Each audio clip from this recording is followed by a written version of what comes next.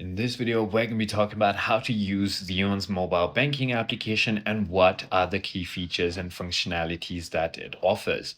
So first things first, if you haven't already, make sure that you download the application from your App Store or your Google Play and make sure that you log in into your account. I've already made a video on how to have a online access. If you don't know how to, go ahead and watch that and get back to this one.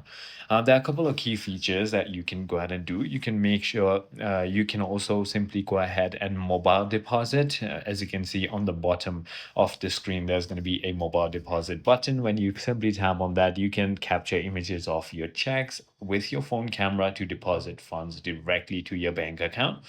By clicking on the transfer button, you can also move money between Xeon bank accounts to other financial institutions like external transfers or even to your friends. There's also a payments option where you can schedule payments and manage payees and so on. You can also view check images, check balances, transaction history, and update contact information or address. You can also set up notifications for important account events like transactions or payments, and so on. I hope this video clarifies everything that you needed to know. If it did, hit that like button, and I'll see you on the next one.